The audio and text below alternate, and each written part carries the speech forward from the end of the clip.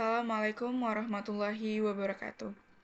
Perkenalkan, nama saya Rina Karisma Putri dari kelas Manajemen 22B dengan NPM 224111146. Di sini saya ingin menjelaskan mengenai materi manajemen operasi, yaitu desain barang dan jasa. Yang pertama adalah definisi dari desain barang dan jasa itu sendiri. Desain barang dan jasa adalah salah satu aspek kritis dalam manajemen operasi yang berfokus pada pengembangan produk dan layanan yang memenuhi kebutuhan pelanggan, yaitu dengan cara yang efisien dan efektif. Proses ini melibatkan sejumlah langkah dan pertimbangan yang kompleks untuk memastikan bahwa produk dan atau layanan yang dihasilkan tidak hanya memenuhi standar kualitas dan kinerja, tetapi juga dapat diproduksi dengan biaya yang wajar dan sesuai dengan waktu yang telah ditentukan. Yang kedua adalah tujuan.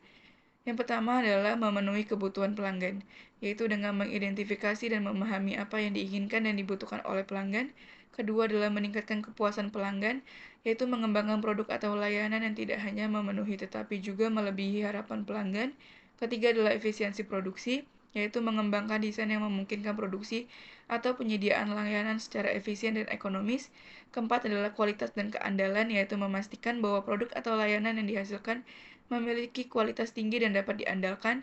Dan yang kelima adalah inovasi dan diferensiasi, yaitu mengembangkan produk atau layanan yang inovatif dan berbeda dari pesaing. Selanjutnya adalah proses. Yang pertama adalah mengumpulkan informasi tentang kebutuhan dan keinginan pelanggan. Kedua, menghasilkan ide dan konsep awal untuk produksi atau layanan. Ketiga adalah mengembangkan desain rinci yang mencakup spesifikasi teknis dan fungsional. Keempat, membuat prototipe produk atau layanan untuk pengujian awal. Kelima, menganalisis hasil pengujian dan umpan balik pelanggan. Ketujuh, keenam adalah mengatur proses produksi atau penyediaan layanan. Dan yang ketujuh adalah meluncurkan produk atau layanan ke pasar. Selanjutnya adalah alat dan teknik.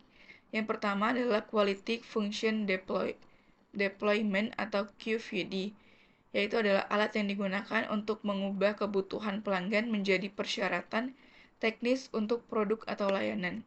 Yang kedua adalah Failure Mode and Effect Analysis atau FMEA, yaitu teknik untuk mengidentifikasi potensi kegagalan dalam desain dan menentukan dampak serta langkah mitigasinya. Yang ketiga adalah Computer Aided Design atau CAD, yaitu perangkat lunak yang digunakan untuk membuat, memodifikasi, menganalisis, dan juga mengoptimalkan desain. Selanjutnya adalah tantangan. Yang pertama adalah kompleksitas teknikal, yaitu mengelola desain yang kompleks dan memastikan semua komponen bekerja secara harmonis. Kedua, kepuasan pelanggan, yaitu memahami dan memenuhi kebutuhan pelanggan yang terus berubah. Ketiga adalah biaya dan waktu, yaitu menyeimbangkan antara biaya produksi dan waktu, pengembangan dengan kualitas produk. Keempat adalah inovasi, yaitu mengembangkan produk atau layanan inovatif sambil tetap mempertahankan kepraktisan dan keterjangkauan.